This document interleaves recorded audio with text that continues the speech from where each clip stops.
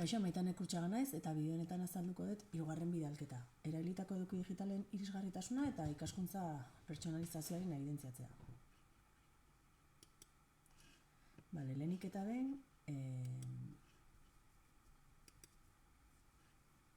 ikaskuntza prozesuaren irisgarritasuna zitzen goizuet. Oinarrizko ezagutzen kasuan, hau erakutsitako infografia izango litzatekela, kasu honetan, nola testu eta irudi osatutako edukia da, egin dudana da, eutzi diet agorako atalean ikaslei pantaila irakurgailu bat, behar izan ez gero hau deskargatu eta erabiltzeko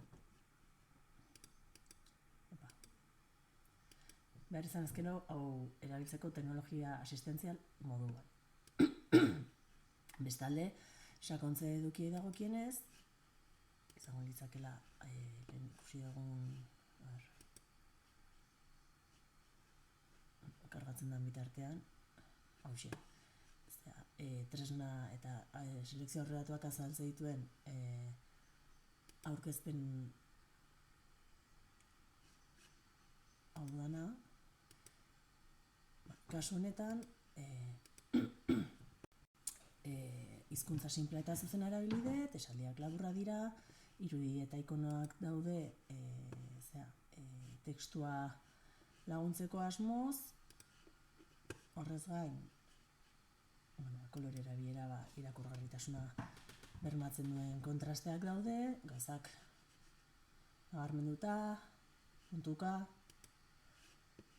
eta erabilitako bideoak adibidez dira bideo laburrak, hauetan nahiz eta audio gabeko bideoak izan testuz lagunduta daude egiten diren pausoak argiago behar izan ezkero testu hori dute lagungarri gisa eta bideoan emango diran pausoak zerrendatuta daude. Eta horrez gain, behar izan ez gero, pantaila irakurgailua bertan daukate agora. Hau irisgarritasunari dagokionez.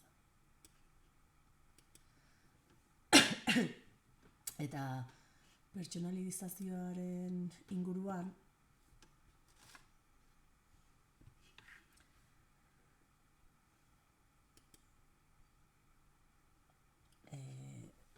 ikasle zerrendaren ikustaratzeak aztertuta, oso anitza da, eta hau aztertuta egin dudana da,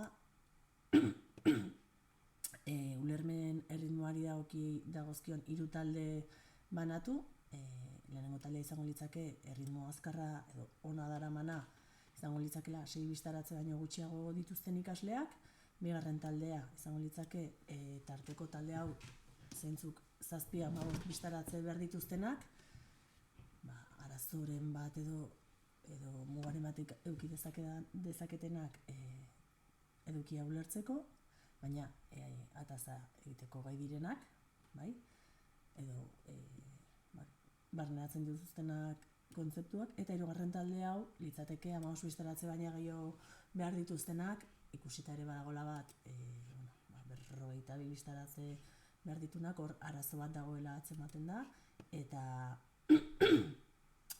hemen ikusten da ez dutela lortuko ikaskuntza ondo barneratza. Orduan, ulermen arazoak dituzten pertsonentzako egokitzapen gisa galdetegi bat egingo nieke agoran, galdetegi simple bat dana,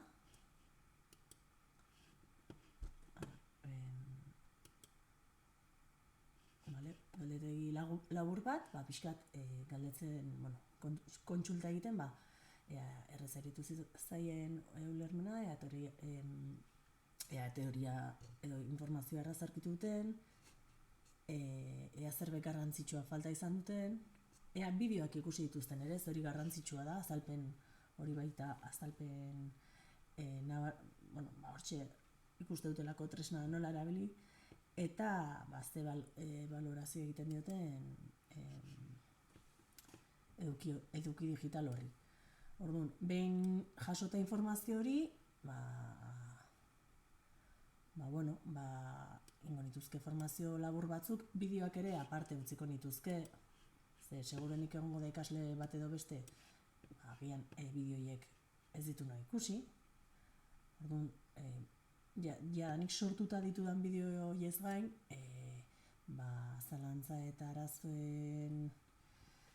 arazoietan oinarrituta eduki digital gehiago sortuko nuke espezifikoa, arazoietarako espezifikoa dana, nabezioiek kontutan hartuz, eta orduan modu asinkronoan erabili ahal izateko eduki izango litzake.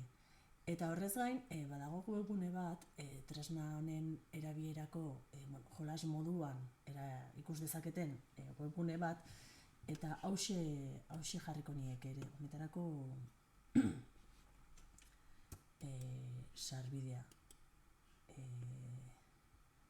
Hemen dagoen webgune hau da, eta baita ere da modu bat, beraiek tresna honen erabilera lantzeko badagoen webgune bat. Orduan, honekin lor dezaket